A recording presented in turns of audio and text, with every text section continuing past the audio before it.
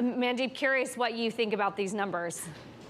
Well, when a company comes out and revises its guidance downward by 15%, we're talking about top line here. You look at their Q1 print, they guided to 76 billion, and now they're talking about 65 to 68. So clearly a lot has gone wrong over the course of the last 3 months, and it just puts into question the credibility of this new management. What changed so much that they had to guide down by 15%? And on a gross margin and operating margin, they came down almost 10 percentage points below what they guided to. I mean, this is a clunker of a quarter. I can't find any other word to describe it. Yeah. But this is as bad as it gets for Intel. As bad as it gets, a clunker of a quarter, Mandeep. I want to go back to what Pat Gelsinger said in the press release. The quarter's results were below the standards we have set for the company and our shareholders. We must and will do better.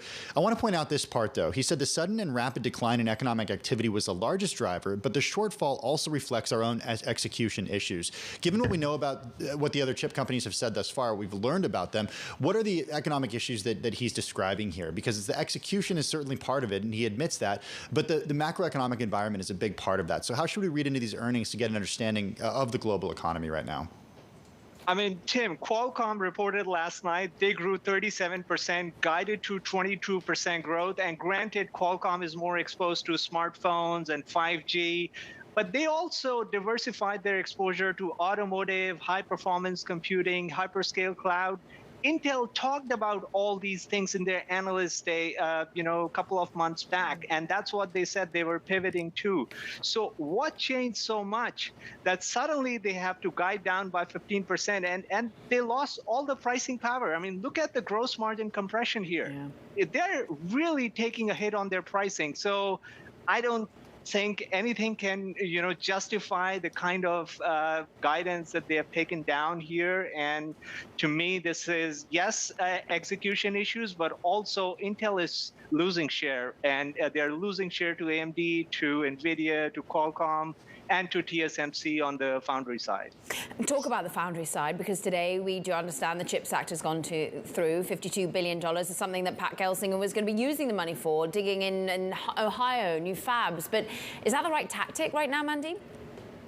Well, so the thing about building new fabs is it's a multi-year investment. Yes, I think when a government gets involved and supports an industry, it's a good thing. I think overall it's a good thing for all the semiconductor makers here.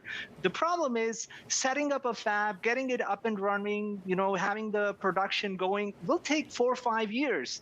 And a lot can transpire between now and then. And all the fabless companies that are relying on TSMC for the latest nodes, they will take share here. AMD will take share because they're using TSMC's 5 nanometer, and their chips are much better right now than what Intel has on the market. Let's remind everybody, Intel shares are down 8.4% in the after hours. I can't get away from the CEO saying we must and will do better. All right, so Mandeep, does this company need to be worried about an activist investor saying, yeah, you do need to do better and we need new management?